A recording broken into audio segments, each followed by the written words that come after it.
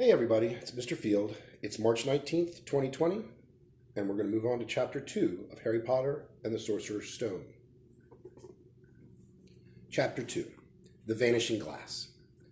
Nearly 10 years had passed since the Dursleys had woken up to find their nephew on this front step, but Privet Drive had hardly changed at all.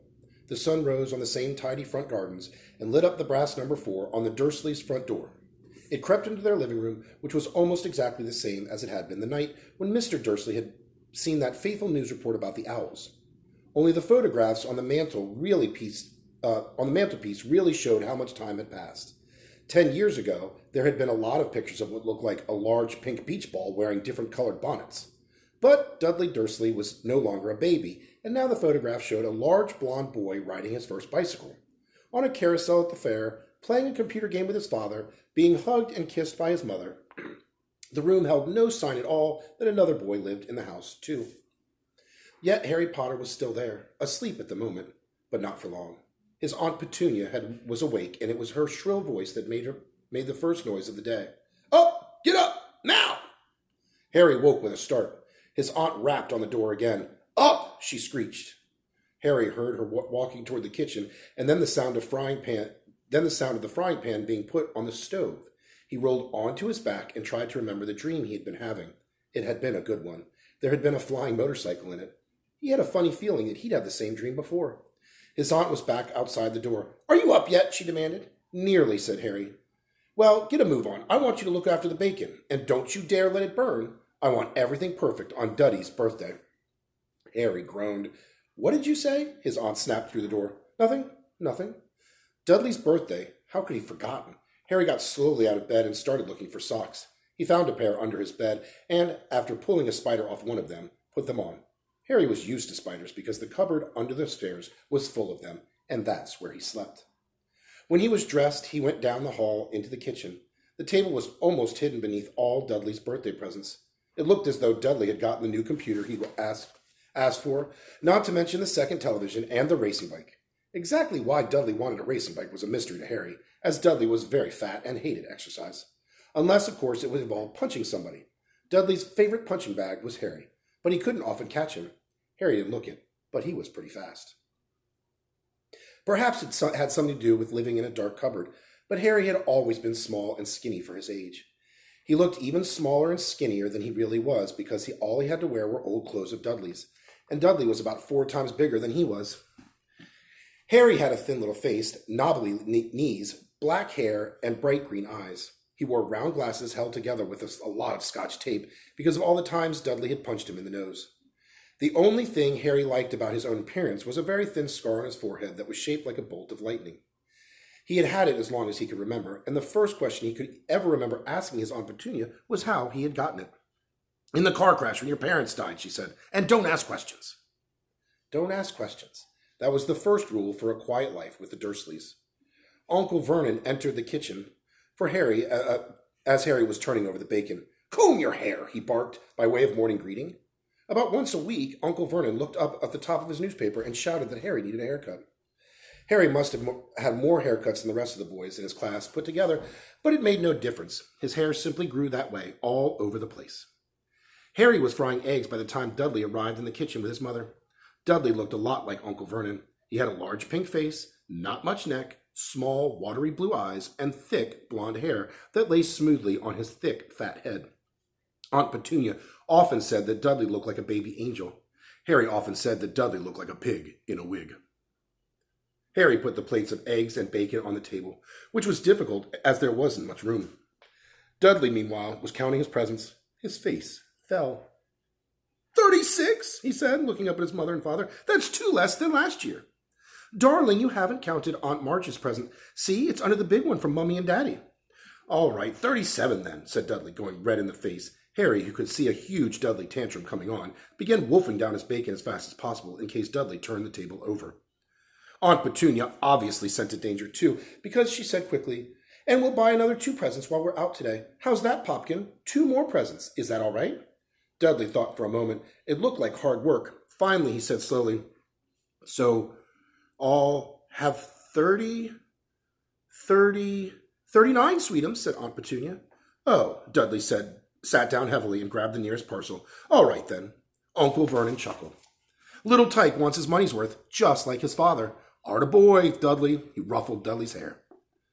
At that moment, the telephone rang, and Aunt Petunia went to answer it while Harry and Uncle Vernon watched Dudley unwrap his racing bike, a video camera, a remote-controlled plane, 16 new computer games, and a VCR. He was ripping the paper off a gold wristwatch when Aunt Petunia came back from the telephone looking both angry and worried. Bad news, Vernon, she said. Mrs. Figg's broken her leg, and she can't take him. She jerked her head in Harry's direction. Dudley's mouth fell open in horror, but Harry's heart gave a leap. Every year on Dudley's birthday, his parents took him and a friend out for the day to adventure parks, hamburger restaurants, or the movies. Every year, Harry was left behind with Mrs. Figg's, a mad old lady who lived 2 streets away. Harry hated it there. The whole house smelled of cabbage, and Mrs. Figg made him look at photographs of all the cats she'd ever owned. Now what? Said Aunt Petunia, looking furiously at Harry as though he'd planned this. Harry knew he ought to feel sorry that Mrs. Figg's had broken her leg, but it wasn't easy when he reminded himself it would be a whole year before he had to look at Tibbles, Snowy, Mr. Paws, and Tufty again. We could phone Marge, Uncle Vernon suggested. Don't be silly, Vernon. She hates the boy. The Dursleys often spoke about Harry like this, as though he wasn't there, or rather, as though he was something very nasty that couldn't understand them like a slug. What about what's-her-name? Your friend, Yvonne. On vacation in Majorca, snapped Aunt Petunia. You could just leave me here, Harry put in hopefully. He'd be able to watch TV he'd be able to watch what he wanted on television for a change and maybe even go on Dudley's computer. Aunt Petunia looked as though she'd just swallowed a lemon. And come back to find this house in ruins? She snarled. I won't blow up the house, said Harry, but they weren't listening. I suppose we could take him to the zoo, said Aunt Petunia slowly, and leave him in the car. The car's new. He's not sitting in it alone. Dudley began to cry loudly. In fact, he wasn't really crying. It had been years since he'd really cried, but he knew that if he screwed up his face and wailed, his mother would give him anything he wanted. Dinky Daddy Dums, don't cry. Mommy won't let him spoil your special day, she cried, flinging her arms around him. I don't want him to come, Dudley yelled between huge pretend sobs. He always spoils everything. He shot Harry a nasty grin through the gape of his mother's arms. Just then the doorbell rang. Oh, good Lord, they're here, said Aunt Petunia frantically. And a moment later, Dudley's best friend, Piers Polkiss, walked in with his mother. Piers was a scrawny boy with a face like a rat. He was usually the one who held people's arms behind their backs while Dudley hit them. Dudley stopped pretending to cry at once. Half an hour later, Harry, who couldn't believe his luck, was sitting in the back of the Dursleys' car with Piers and Dudley, on the way to the zoo for the very first time in his life. His aunt and uncle hadn't been able to think of anything else to do with him, but before they left, Uncle Vernon had taken Harry aside. I'm warning you, he had said, putting his large purple face right up close to Harry's. I'm warning you now, boy. Any funny business, anything at all, and you'll be in that cupboard from now until Christmas. I'm not going to do anything, said Harry, honestly. But Uncle Vernon didn't believe him. No one ever did. The problem was, strange things often happened around Harry, and it was just no good telling the Dursleys he didn't make them happen. Once, Aunt Petunia, tired of Harry coming back from the barber's looking as though he hadn't been at all, had taken a pair of kitchen scissors and cut his hair so short he was almost bald except for his bangs, which she left to hide that horrible scar. Dudley had laughed himself silly at Harry, who spent a sleepless night imagining school the next day, where he was already laughed at for his baggy clothes and taped glasses. The next morning, however, he had gotten up to find his hair exactly as it had been before Aunt Petunia had sheared it off. He had been given a week in his cupboard for this, even though he tried to explain that he couldn't explain how he got the grown back so quickly. Another time, Aunt Petunia had been trying to force him into a revolting old sweater of Dudley's, brown with orange puffballs. The harder she tried to pull it over his head, the smaller it seemed to become, until finally it might have fitted in a hand puppet.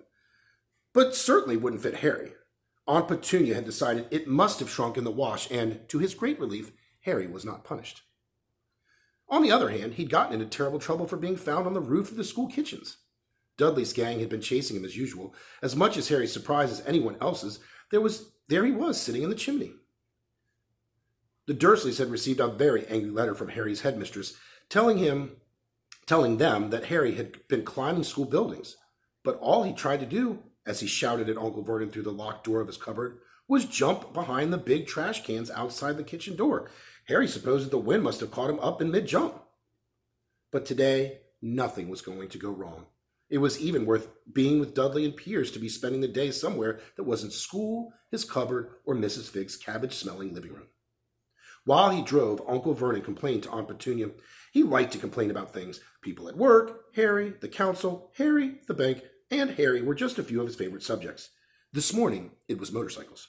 Roaring along like maniacs, the young hoodlums, he said, as a motorcycle overtook them. I had a dream about a motorcycle, said Harry, remembering suddenly. It was flying. Uncle Vernon nearly crashed into the car in front. He turned right around in his seat and yelled at Harry. His face was like a gigantic beet with a mustache. Motorcycles don't fly! Dudley and Piers sniggered. I know they don't, said Harry. It was only a dream. But he wished he hadn't said anything at all. If there was one thing that the Dursleys hated even more than him asking questions, it was his talking about anything acting in a way it shouldn't, no matter if it was a dream or even a cartoon. They seemed to think he might get dangerous ideas. It was a very sunny Saturday, and the zoo was crowded with families. The Dursleys bought Dudley and Piers large chocolate ice creams at the entrance, and then, because the smiling lady in the van had asked Harry what he wanted before they could hurry him away, they bought him a cheap lemon ice pop. It wasn't bad either, Harry thought, licking as it watched a gorilla scratching its head, who looked remarkably like Dudley, except it wasn't blonde.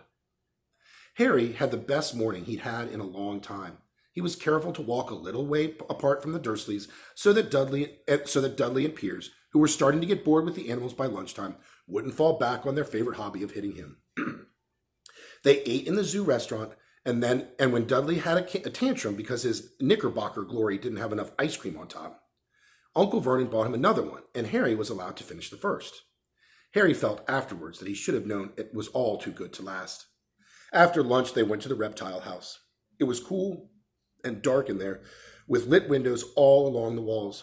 Behind the glass, all sorts of lizards and snakes were crawling and slithering all over the wood and stone. Dudley and Piers wanted to see huge, poisonous cobras and thick, man-crushing pythons. Dudley quickly found the largest snake in the place. It could have wrapped its body twice around Uncle Vernon's car and crushed it into a trash can. But at that moment, it didn't look in the mood. In fact, it was fast asleep. Dudley stood with his nose pressed against the glass, staring at the glistening brown coils. Make it move, he whined to his father. Uncle Vernon tapped on the glass, but the snake didn't budge. Do it again, Dudley ordered. Uncle Vernon rapped the glass smartly with his knuckles, but the snake just snoozed on. This is boring, Dudley moaned. He shuffled away. Harry moved in front of the tank and looked intently at the snake. He wouldn't have been surprised if it had died of boredom itself. No company except stupid people drumming their fingers on glass trying to disturb it all day long. It was worse than having a cupboard as a bedroom, where the only visitor was Aunt Petunia hammering on the door to wake you up. At least he got to visit the rest of the house. The snake suddenly opened its beady eyes. Slowly, very slowly, it raised its head until its eyes were on a level with Harry's. It winked. Harry stared. She looked quickly around as if anyone was watching. They weren't. He looked back at the snake and winked too. The snake jerked its head toward Uncle Vernon and Dudley, then raised its eyes to the ceiling. It gave Harry a look that said quite plainly, I get that all the time. I know, Harry murmured through the glass, though he wasn't sure the snake could hear him. It must be really annoying. The snake nodded vigorously. Where did you come from anyway? Harry asked. The snake jabbed its tail at a little sign next to the glass. Harry peered at it. Boa constrictor, Brazil. Was it nice there? The boa constrictor jabbed its tail on the sign again, and Harry read on. This specimen was bred in the zoo. Oh, I see. So you've never been to Brazil. As the snake shook its head, a deafening shout behind Harry made both of them jump. Dudley! Mr. Dursley! Come and look at this snake! You won't believe what it's doing! Dudley came waddling forward toward them as fast as they could. Out of the way, you, he said, punching Harry in the ribs, caught by surprise. Harry fell hard on the concrete floor. What came next happened so fast, no one saw how it happened. 1 second, Piers and Dudley were leaning right up close to the glass. The next, they had leapt back with howls of horror. Harry sat up and gasped. The glass front of the boa constrictor's tank had vanished. The great snake was uncoiling itself rapidly, slithering out onto the floor. People throughout the reptile house screamed and started running for the exits. As the snake slid swiftly past them, Harry could have sworn a low hissing voice said, "Brazil, here I come. Thanks, amigo." The keeper of the reptile house was in shock. "But the glass," he kept saying. "Where did the glass go?" The zoo director himself made Aunt Petunia a cup of strong, sweet tea while he apologized over and over again. Piers and Dudley could only gibber. As far as Harry had seen, the snake hadn't done anything except snap playfully at their heels as it passed, but by the time they were all back in Uncle Vernon's car, Dudley was telling them how it had nearly bitten off his leg, while Piers was swearing it tried to squeeze him to death. But worst of all, for Harry at least, was Piers calming down enough to say, "Harry was talking to it, weren't you, Harry?" Uncle Vernon waited until Piers was safely out of the house before speaking to Harry. He was so angry he could hardly speak. He managed to say, "Go, cupboard, stay, no meals," before he collapsed into a chair and Aunt Petunia had to run and get him a large brandy. Harry lay in his dark cupboard much later, wishing he had a watch. He didn't know what time it was, and he couldn't be sure the Dursleys were asleep yet. Until they were, he couldn't risk sneaking to the kitchen for some food.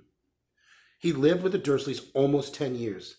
10 miserable years. As long as he could remember. Ever since he'd been a baby and his parents had died in that car crash. He couldn't remember being in the car. He couldn't remember being in the car when his parents had died. Sometimes when he strained his memory during long hours in his cupboard, he came up with a strange vision. A blinding flash of green light and a burning pain on his forehead. This, he supposed, was the crash, though he couldn't imagine where all the green light came from. He couldn't remember his parents at all. His aunt and uncle never spoke about them, and of course he was forbidden to ask questions. There were no photographs of them in the house. When he had been younger, Harry had dreamed and dreamed of some unknown relation coming to take him away, but it had never happened. The Dursleys were his only family. Yet sometimes he thought, or maybe hoped, that strangers in the street seemed to know him. Very strange strangers they were, too. A tiny man in a violet top hat that bowed to him once while out shopping with Aunt Petunia and Dudley. After asking Harry furiously if he knew the man, Aunt Petunia had rushed them out of the shop without buying anything. A wild-looking old woman dressed in all green had waved merrily at him once on a bus. A bald man in a very long purple coat had actually shaken his hand in the street the other day, and then walked away without a word. The weirdest thing about all these people was that the way that they seemed to vanish the second Harry tried to get a closer look.